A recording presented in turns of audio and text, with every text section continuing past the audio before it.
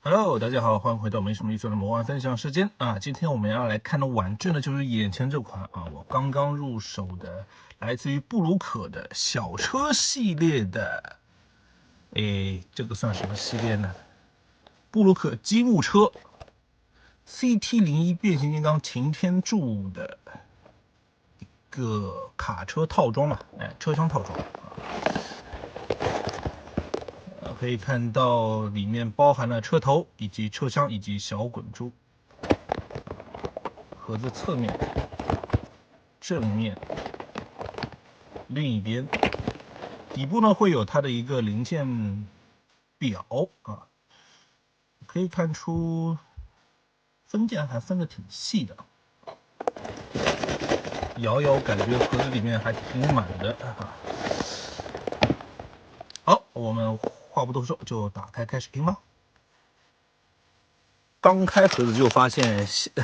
新花样，这次的零件包装竟然是有这种海绵袋的形式的，这感觉是用心了很多啊。第一眼看上去一印也是不错，上了漆的感觉啊。这边好像是有一点漆面瑕疵，刚想夸它来的。上漆很好的一个作用就是可以规避零件的水纹啊。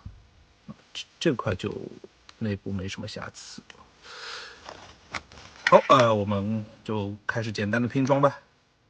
好，经过简单的组装呢，基本上车型就是这样一个样子。有一说一，呈现出的效果还是非常不错的。然后全车长度大概是在18.5厘米左右。体积上的大小呢，我第一眼感觉就和之前 NA 的这个擎天柱带车厢是几乎在长度上是一致的啊，就差个3-5毫米左右，而且在比例上呢也是比较接近啊。大家可以看到车头部分，但是在连接方面呢，因为 NA 这个独特的一个连接方式呢，就可能是不太适用。好，我们先来看一下它的一个车头。这个车头呢，我替换上了它这次算是作为卖点的一个烟囱，因为它的涂装呢是盲盒版的通常版的涂装，但是这个烟囱配件呢，好像听说是隐藏才会有的一个附加零件。这次呢，我作为没有入盲盒的一个玩家，我就先来看一下它的车头。整个车头，没有了它的一个叫什么这个整流罩之后呢，它的 IDW 氛围呢就会弱一些。作为载具来说呢，它车头灯做了透明件，车窗也是透明件，但是呢，很遗憾没有后视镜。车尾灯呢也没有，所以说它是一辆飞速行驶的卡车，你看不到它的车尾灯。而且这次作为另一个卖点呢，就是它的后面的这算是4个或者8个轮胎呢，4个轮胎位变成了双胎，就是8个轮胎的结构，而前轮呢还是一个单轮胎的一个造型。所以说大家如果拼的时候呢，最好是分代拆，它里面除了泡沫塑料包装的这些上漆零件之外呢，它原本的车子生零件和需要拼装零件呢是分2袋，一袋是车头，另一袋呢就是车厢部件。所以说注意，因为什么呢？它的前轮宽胎呢和它小滚珠的轮胎宽度呢是不一致的，大家拼的时候不要拼错。但是轮毂件这个轮毂件是不一样的。整个车头造型我觉得还算是不错的，虽然说它这些银色零件没有做电镀是有点可惜，当然我们也要给布鲁克留出余量，对吧？他们之后肯定会换色再给你出啊。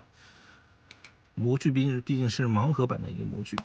滚动性呢可以说是一般。如果大家仔细看的时候呢，会发现它的滚动起来呢，后面2个轮子它并不能很好的一个着地一起滚动，你可能要加些压力，它才能6个轮子位呢都进行滚动。但是推车性其实并不是太好，这相对来说小滚珠呢就会好一些。它甚至推车性能还不如Misslink 的 2C 这作为合金小车来说呢，它稍弱了一点。好，我们之后来看车厢，车厢整个呢是非常亮闪闪的银漆面涂装所以说是没有任何的水纹。但是有一说一，它车头这边呢还是没有做成一条直线。虽然说比 NA 这个要好很多了，但是这个我不知道真车是不是这里也是有一个这样的一个尖角度的，我不好说啊，不好说，就还是觉得有一点点可惜吧，我感官是只觉得可惜的。然后车后轮呢也是双胎的一个结构，滚动性呢就也是一般了。前面这个撑脚是可以固定，然后它作为货柜形式呢单独摆放。背后车门、底部，然后这边的两个支架呢是可以展开之后再旋转90度，形成一个支撑，让它可以打开车厢的时候呢不至于跷跷板。尾板呢也是可以顺利打开，打开尾板情况下呢，这个小滚珠看一下小滚珠，小滚珠轮子让我想起戴雅克隆的那个强化擎天柱的轮胎的一个造型，它是可以仔细看是可以无阻碍的驶上这款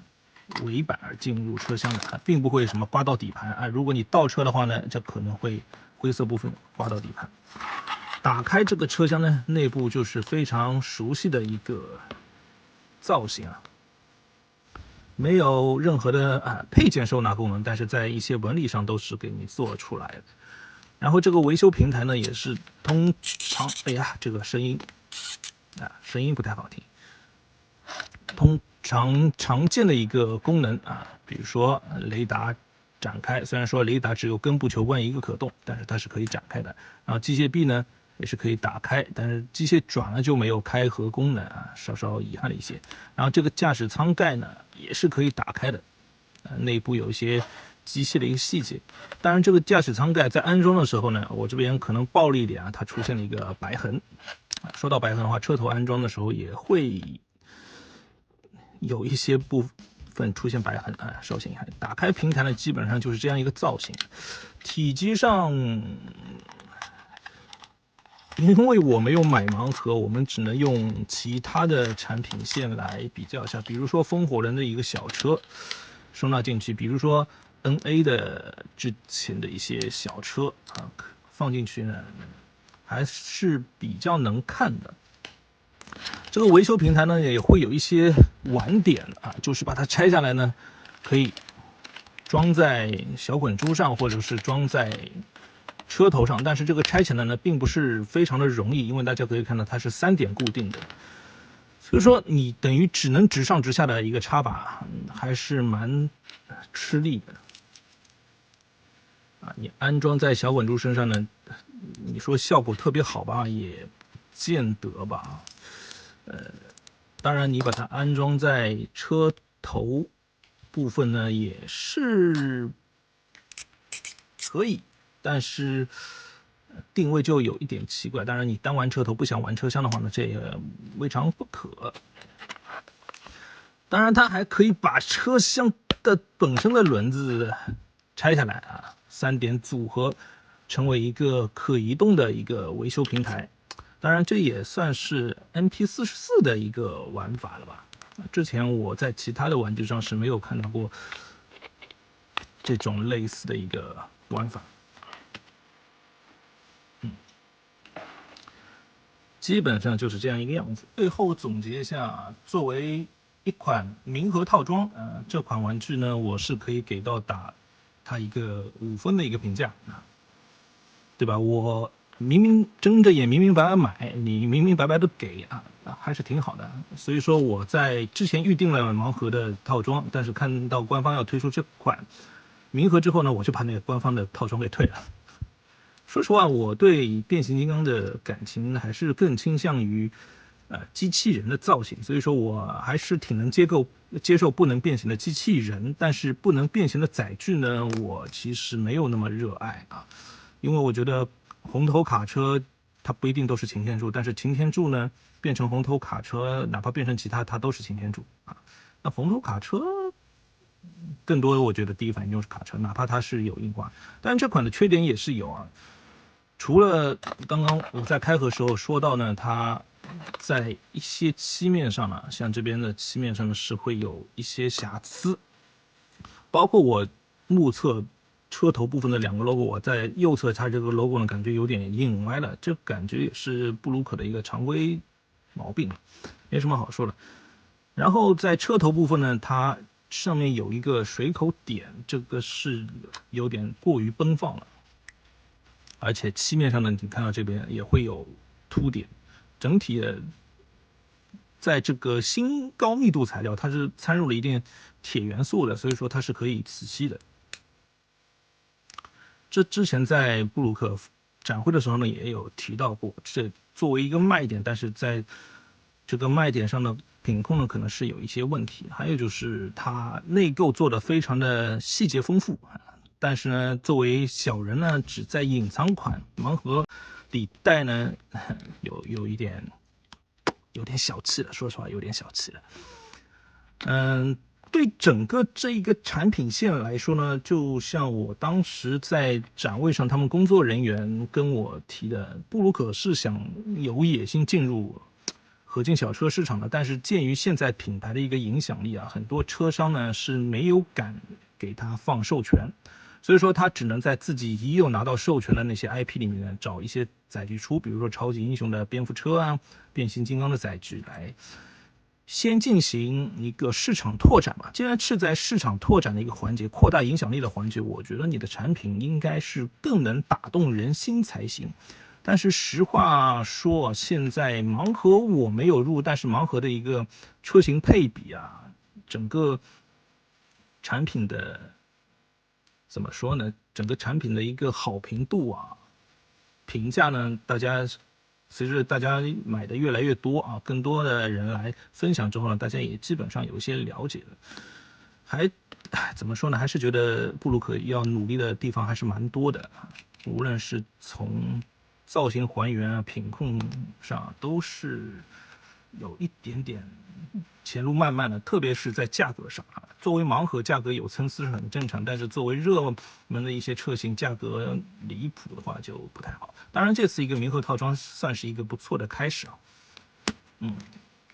希望更多的明盒吧，盲盒这个其实不太适合合金小车这种产品，我觉得。好了，没想到今天结尾乱七八糟说了那么多啊，能够看到这里真是感谢大家了。喜欢我视频的小伙伴，记得给我一键3连支持波，你们的支持对我非常重要。我们下次再见了，拜拜。